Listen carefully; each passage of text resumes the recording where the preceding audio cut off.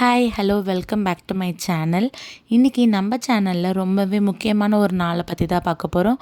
அது என்னன்றதை வாங்க வீடியோக்குள்ளே போய் பார்க்கலாம். நாளைக்கு ஆடிப்பூரம், ஆடி மாதத்தில் வர பூர நட்சத்திரத்தை அன்னைக்கு ஆண்டாள் தேவி பிறந்திருந்தாங்க.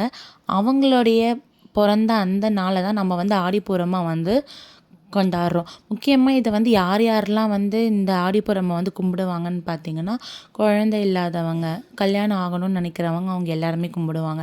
இந்த ஆடிப்பூரம் கூட இன்னொரு முக்கியமான ஒரு நாளும் சேர்ந்து வந்திருக்கு. அது என்ன அப்படின்ட்டு பார்த்தீங்கன்னா, ஆடி கடைசி வெள்ளிக்கிழமை.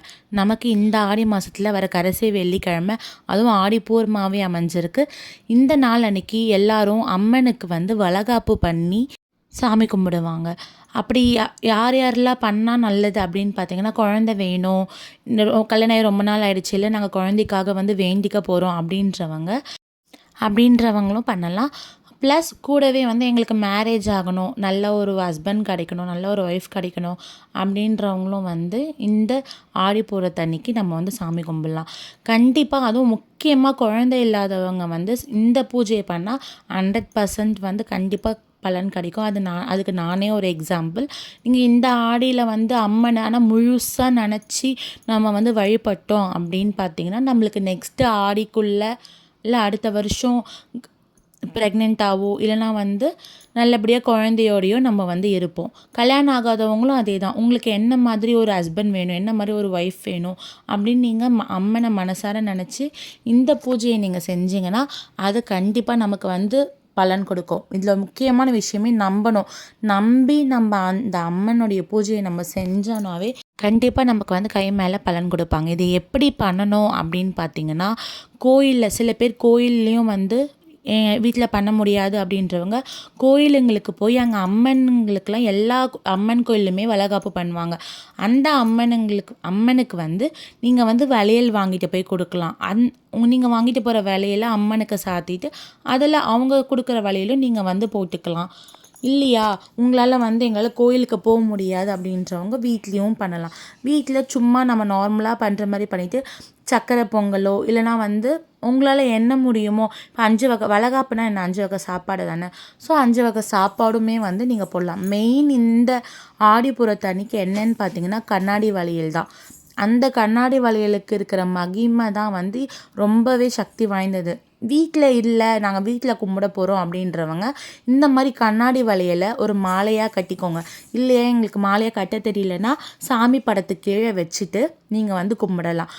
மாலையாக கட்டின வளையலை நீங்கள் இந்த மாதிரி படம் இருந்துச்சுன்னா இந்த மாதிரி படத்துக்கு போடலாம். அப்படி இல்லை, எங்ககிட்ட படம் இல்லை, வெறும் அம்மன் சிலையாக தான் இருக்குது அப்படின்ற பட்சத்தில் நீங்கள் அந்த சிலைக்கு மாலையாக கட்டி போடலாம். மாலையாக கட்டி போட முடியாதவங்க அம்மன் கிட்ட வச்சுட்டு ஃபஸ்ட்டு அம்மனுக்கு நம்ம பண்ணுற மாதிரியே சீமந்தெல்லாம் பண்ணி வளையல் போட்டு, யாருக்கு அந்த குழந்தை பாக்கியம் வேணும் அப்படின்னு நினைக்கிறவங்க நெக்ஸ்ட்டு அம்மனுக்கு பண்ணி முடித்த பிறகு நீங்களும் அந்த சீமந்தத்தை பண்ணி வளையல் போட்டுக்கலாம். இந்த ரொம்ப சிறப்பான நாள் எப்போ வருது, எந்த டைமில் வருது, எல்லாருமே பண்ணலாமா, இல்லை யார் யாரெல்லாம் பண்ண வேணாம் அப்படின்றதெல்லாம் இப்போ பார்க்கலாமாங்க. இந்த ஆடிப்பூரம் நமக்கு ஆகஸ்ட் மாதம் 14ஆம் தேதி காலையில் ஸ்டார்ட் ஆகி மறுநாள் 15ஆம் தேதி சாயங்காலம் வரைக்கும் இந்த ஆடிப்பூரம் நமக்கு இருக்குது. இது எப்போ ஸ்டார்ட் ஆகுதுன்னு பார்த்தீங்கன்னா, காலையில் 7:22க்கு இந்த பூர நட்சத்திரம் நமக்கு தொடங்குது. மறுநாள் காலையில் 7:01 வரைக்கும் இந்த நட்சத்திரம் இருக்குது. ஸோ இந்த பூஜை பண்ணணும்னு நினைக்கிறவங்க இந்த டைமிங்குள்ளே பண்ணுங்கள். கண்டிப்பாக உங்கள் எல்லாருக்குமே ஒரு குழந்தை பாக்கியமோ இல்லை மேரேஜோ கிடைக்கும். இதுக்கு நானே ஒரு சாட்சி.